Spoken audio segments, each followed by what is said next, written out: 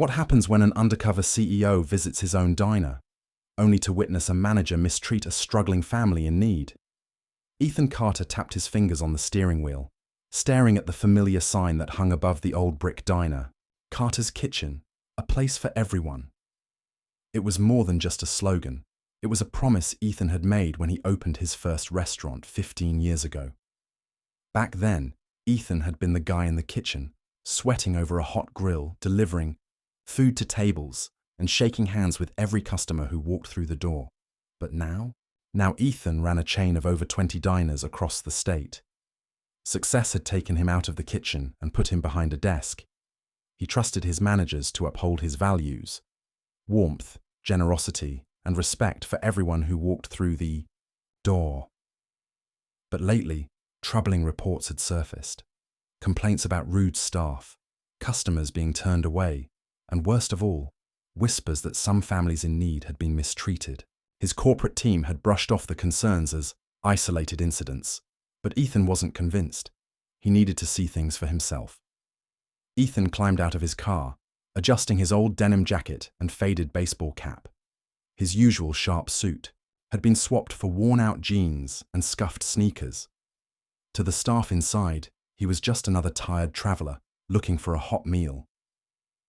He stepped inside and inhaled the scent of sizzling bacon and fresh coffee.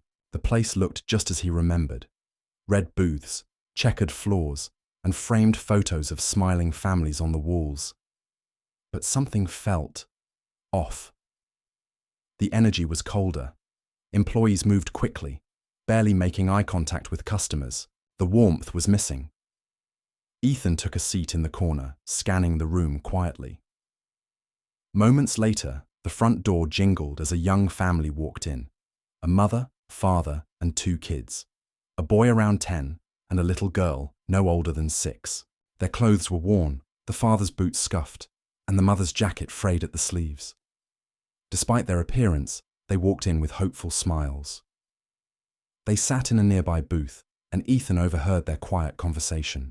"Just something small for the kids," the mother whispered. "We'll figure the rest out." A few minutes later, a man in a pressed shirt and polished shoes strolled over. His name tag read, "Greg, Manager." His smile was thin and forced. "Afternoon," Greg said briskly. "What can I get you?" "We'd like a couple of kids' meals," the father said, pulling a few crumpled bills from his wallet. "And maybe some soup for us." Greg's smile faded. He glanced at the money. "Is that all you've got?" "Yes," the mother said softly. "We're just going through a rough time." Greg snorted. "Look," he said, voice sharp, "this isn't a charity. If you can't pay for a proper meal, maybe you shouldn't be eating out." The mother's face reddened. "I understand," she murmured. We thought—" "Well, you thought wrong," Greg interrupted. "I've got paying customers waiting for tables." He gestured toward the door. "I suggest you figure things out somewhere else." The little girl clutched her mother's sleeve. "Mommy, I'm hungry," I said. "Out," Greg barked. His tone made the girl flinch. Ethan's blood boiled. He rose from his seat. "Hold on," Ethan said, walking over. "They're not going anywhere." Greg turned, surprised. "Excuse me?" "You heard me," Ethan said firmly. He knelt beside the little girl. "What's your name, sweetheart?" "Maya," she said softly. "Maya," Ethan smiled. "How about some pancakes? Does that sound good?" Her eyes lit up. "Yes, please." Ethan straightened and turned to Greg. "Get this family whatever they need. I'll pay for it." Greg's smirk returned. "Yeah? And who exactly are you?" "Just someone who knows how to treat people," Ethan said coldly. "Now go put in their order." Greg scoffed. "Look, buddy, if you want to waste your money, fine. But people like them, they just take advantage. It's bad for business." "Bad for business," Ethan repeated. His voice dropped low. "You think turning away hungry kids is good for business?" "I think keeping freeloaders out keeps paying customers happy," Greg sneered. "This place doesn't need people like that hanging around." Ethan's fists clenched. He'd heard enough. "You know what? Ethan said, stepping closer. Tomorrow, I'll be back, and I'll be having a long talk with the owner. Yeah? Greg chuckled. Good luck with that. Oh, Ethan said with a tight smile. I think he'll listen. As Greg disappeared into the kitchen, Ethan turned back to the family. I'm sorry about that, he said gently. You're welcome here. Always. Thank you, the mother whispered. You didn't have to do that. Yes, I did, Ethan replied. No one should be treated like that. As Maya's eyes brightened with excitement at her soon-to-arrive pancakes, Ethan knew one thing for certain. Tomorrow, Greg's smug grin wouldn't last long. Tomorrow, Ethan wouldn't be just another customer. Tomorrow, he'd return as Ethan Carter, CEO. And this diner was about to change. The next morning, Ethan Carter stepped into Carter's kitchen once again, this time dressed in his usual tailored suit and polished shoes. Gone was the casual look of Tom the Traveller. Today, Ethan was back as the CEO, and he had no intention of staying quiet. The morning rush had just begun. Waitstaff hurried between tables, coffee cups clattered against saucers, and Greg, the smug manager from the night before, stood confidently near the counter, laughing with another employee. Ethan's eyes narrowed. Greg clearly hadn't given last night's incident a second thought. Morning, Ethan greeted as he approached the counter. Greg turned, barely sparing Ethan a glance. Yeah, morning. What do you want? I'd like to speak to the owner, Ethan said firmly. Greg snorted. Buddy, the owner doesn't have time for guys like you. I think he'll make time, Ethan replied, placing his business card on the counter. Ethan Carter, CEO, Carter's Kitchen Group. Greg's smirk vanished. His face turned pale. Wait, you're... That's right, Ethan interrupted. And we need to talk. In the manager's office, Ethan stood behind Greg's desk while the manager shifted uncomfortably in his chair. I want you to explain what I saw last night, Ethan said, arms crossed. You turned away a struggling family, a family that needed our help, and you did it with a smile on your face. Look, I didn't mean anything by it, Greg muttered. I was just following policy. Policy, Ethan scoffed.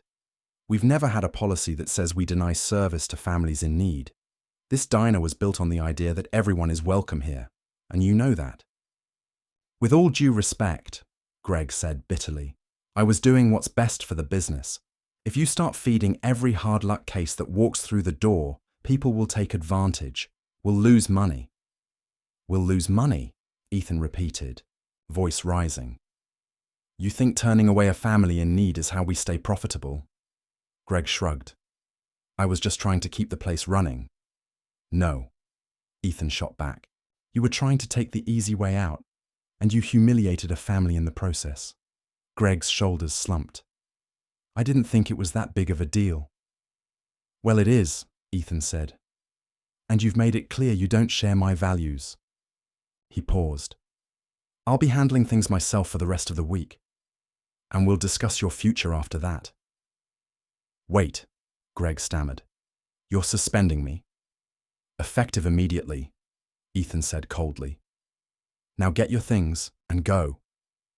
Greg stormed out, muttering under his breath. That afternoon, Ethan gathered the diner's employees in the break room. Faces were tense, uncertain of what this unexpected meeting meant.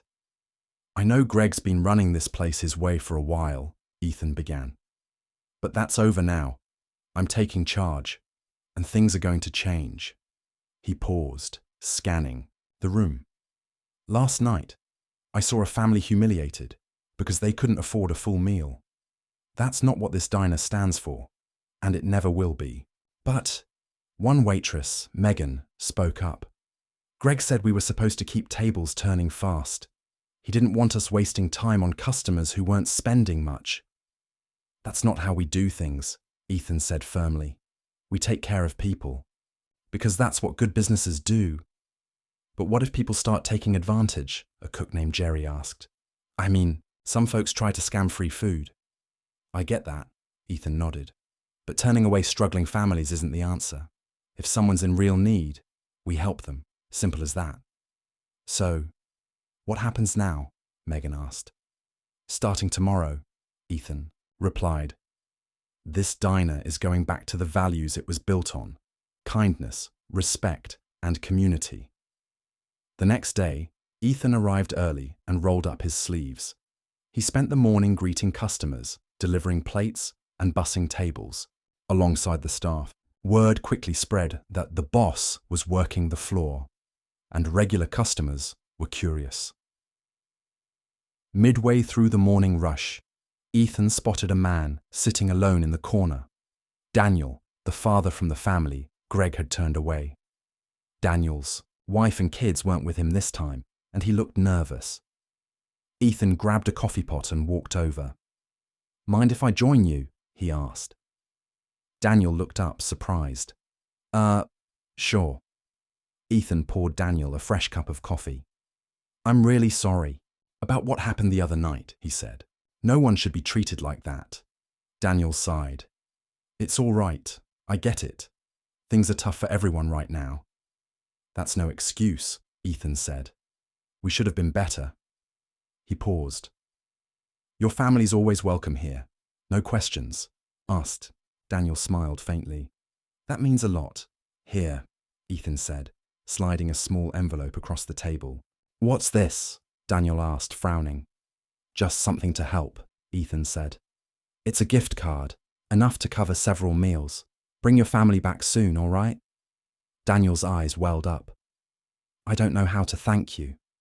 You already have, Ethan said with a smile, by giving me a second chance. By the end of the week, the diner's atmosphere had shifted. Employees smiled more, regular customers lingered longer, and families felt welcome again.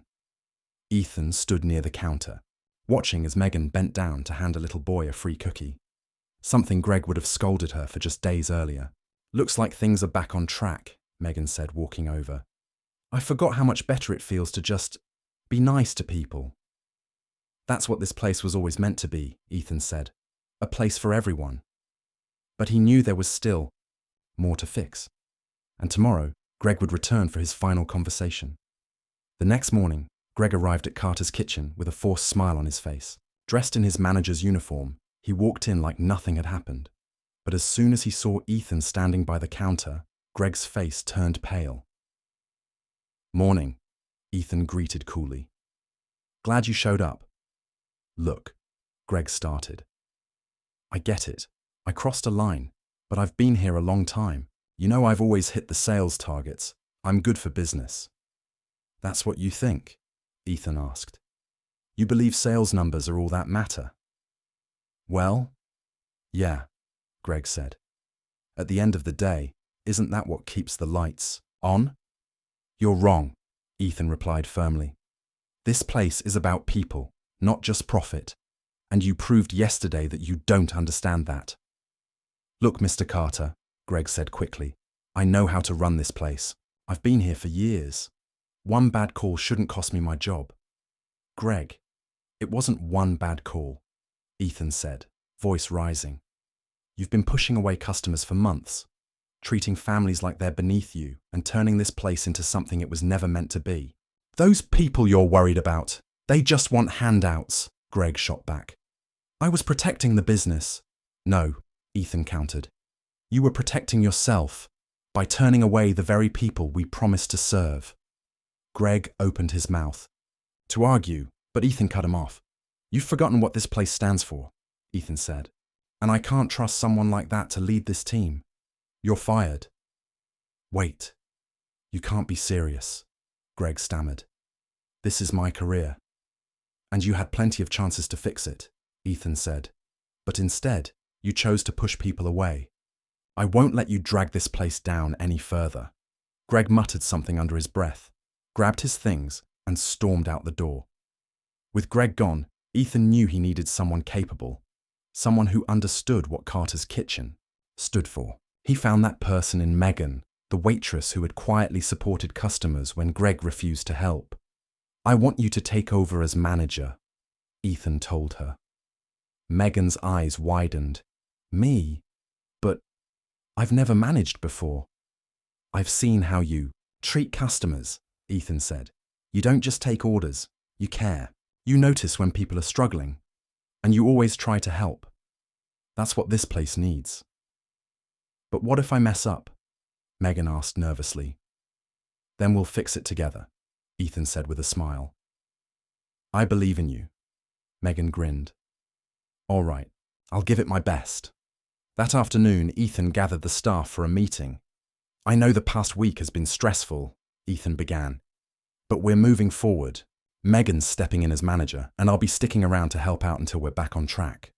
The employees exchanged surprised glances. Starting now, Ethan continued, this diner will go back to being a place where everyone feels welcome. No exceptions. If a family's struggling, we help them. If someone's alone and just needs a warm meal, we serve them. We don't turn anyone away. But, one cook spoke up, what if they can't pay? If someone's genuinely in need, Ethan said firmly, we'll cover their meal. No questions asked. And what if people take advantage? Another employee asked. If that happens, Ethan said, I'd rather lose a few dollars than turn away someone who genuinely needed our help. The room went quiet. Slowly, the tension in the air eased. We can fix this place, Ethan said. But it's going to take all of us. Are you in? One by one, the employees nodded. Good, Ethan said with a smile. Now let's get back to work. Later that evening, Ethan stood by the counter watching as Megan confidently led the floor. Employees moved with purpose, customers lingered longer, and the warmth that Carter's kitchen was known for had started to return. Then the front door jingled, and in walked Daniel and his family. His daughter Maya clutched his hand tightly. Ethan smiled and stepped forward. Welcome back, he said. We weren't sure if we should come, Daniel admitted. Didn't know if we'd be welcome. You'll always be welcome here, Ethan promised. Come sit. Dinner's on me tonight. Tears welled in Daniel's eyes. Thank you for everything. As the family settled into their booth, Maya's laughter filled the air, a sound that reminded Ethan why he started this diner in the first place. The morning after Greg's firing, the air inside Carter's kitchen felt different, lighter, warmer. Employees moved with purpose, and conversations between staff and customers felt genuine. Still, Ethan knew one good day wasn't enough. Real change would take time. Ethan spent the next week working side by side with his employees. He greeted guests at the door, carried plates to tables, and even joined the kitchen team during the busiest rushes. He knew that if he wanted lasting change, he had to lead by example. Meanwhile, Megan, the new manager, was thriving. She had taken full ownership of her role, making sure the diner felt welcoming again. She encouraged her staff to greet guests with kindness and take time to connect with regulars, something Greg had never valued. One afternoon, Megan approached Ethan with an idea. I was thinking, she said, what if we create a pay-it-forward board? Customers who want to help can prepay for a meal, and if someone comes in who's struggling, they can pick a card from the board. No questions asked. Ethan grinned. I love it. Let's make it happen. By the next morning, a bright chalkboard stood near the entrance, decorated with colourful cards labelled Meal Paid For, Enjoy. Customers quickly embraced the idea, and within days, the board was filled with kind gestures. A week later, Greg returned to the diner. Dressed in casual clothes instead of his old uniform, he looked less smug, more unsure. I know I'm probably the last person you want to see, Greg said, standing before Ethan. But I wanted to apologize. Ethan crossed his arms. Why now? Because, Greg sighed, I've had a lot of time to think. I didn't just lose my job. I lost respect from my staff, my customers, even myself. He swallowed hard. I was wrong to treat people the way I did, especially that family. Apologies are easy, Ethan said firmly. But change takes effort. I know, Greg replied. That's why I'm here. If there's anything I can do, cleaning tables, washing, dishes, whatever, I just want to fix what I broke. Ethan studied Greg's face for a moment. The arrogance was gone. This time, the regret seemed real. "All right," Ethan said. "One condition. You'll work under Megan, and you'll follow her lead without question." "Deal," Greg said without hesitation. "I just want to prove I can do better." Over the next week, Greg worked quietly, scrubbing floors, cleaning tables, and taking orders with a humility Ethan had never seen before. He greeted guests with warmth, even when they ignored him. One evening, Ethan watched as Greg approached a young man at the counter, someone who clearly couldn't afford much. "Rough day?" Greg asked the man softly. "Yeah, something like that," the man mumbled. Without a word, Greg walked to the pay it forward board, grabbed a meal card, and handed it to the man. "This one's on us," Greg said. "Sit wherever you'd like." The man's eyes widened. "Seriously?" "Seriously," Greg said with a smile. "Enjoy." Ethan, watching from the corner, knew Greg had finally understood what Carter's Kitchen was meant to be. A few days later, Daniel returned with his wife and 2 kids. This time they walked in with confidence. "Welcome back," Megan greeted warmly. "Glad to be back," Daniel said, smiling. "We've got your table ready," Megan said, guiding them to a cozy booth near the window. Moments later, Greg, now calm and humble, approached the table. "Hi," Greg said softly. "I just wanted to say, I'm sorry for the way I treated you last time. You didn't deserve that." Daniel studied Greg for a moment. "Thank you," he said. "That means a lot. If there's anything I can do to make it." "Right," Greg added. "Just let me know." "You've already done enough," Daniel replied, smiling. "We're just happy to be here." That evening, after closing time, Ethan stood with Megan, Greg, and the rest of the staff by the front counter. "This place feels different," Megan said. "It's better," Greg added quietly. "That's because of all of you," Ethan said, looking around the room. "I started Carter's Kitchen with one goal, to create a place where everyone feels welcome. And thanks to your hard work, we're finally back to being that place." "To Carter's Kitchen," Megan cheered, raising her glass of soda. "To Carter's Kitchen," the team echoed. Ethan smiled, feeling proud. The diner's heart had been restored, not just because of better service, but because people had chosen to care. If this story moved you, don't forget to like, share, and subscribe, because sometimes the smallest act of kindness can change everything.